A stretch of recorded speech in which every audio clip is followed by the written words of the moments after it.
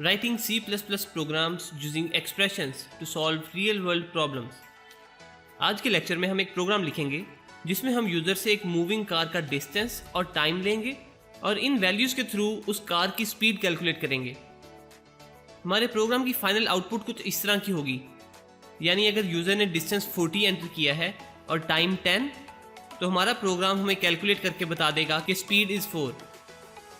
अपना प्रोग्राम लिखने से पहले हम वो स्टेप्स नोट डाउन करते हैं जिनकी एग्जीक्यूशन से हमारा प्रॉब्लम सॉल्व होगा। सबसे पहले हमें अपनी मेमोरी में 3 लोकेशंस रिजर्व करनी पड़ेंगी, डिस्टेंस, टाइम और स्पीड के लिए।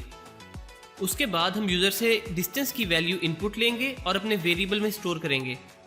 फिर हम टाइम की वैल्यू इनपुट करेंगे और टाइम के वेरिएबल में स्टोर करेंगे।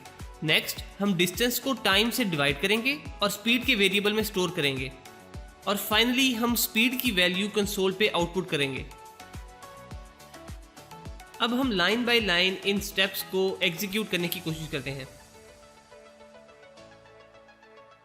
सबसे पहला पॉइंट जो हमने नोट डाउन किया था उसमें हम कह रहे थे कि हमने 3 मेमोरी लोकेशन रिजर्व करनी है डिस्टेंस, टाइम और स्पीड की वैल्यूज के लिए।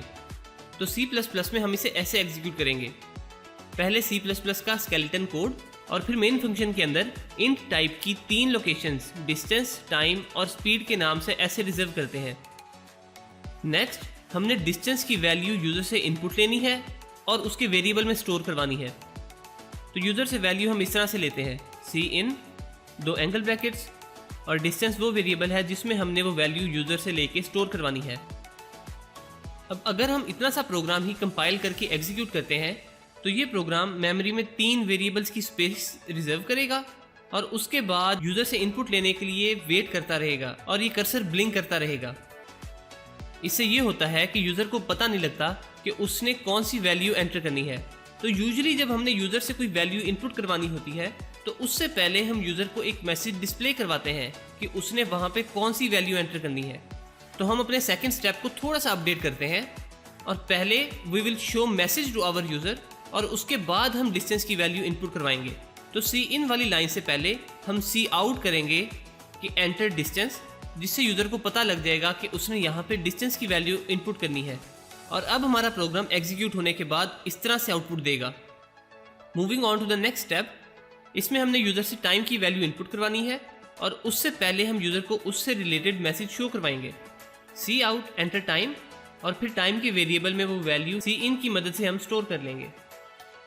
Next we will divide distance by time और इसे हम स्पीड के वेरिएबल में स्टोर कर लेंगे। तो C++ में speed equals distance divided by time और फाइनली हम स्पीड के वेरिएबल में स्टोर्ड वैल्यू को कंसोल पे Cout कर देंगे। तो हमारे इस प्रोग्राम की फाइनल आउटपुट कुछ इस तरह से होगी।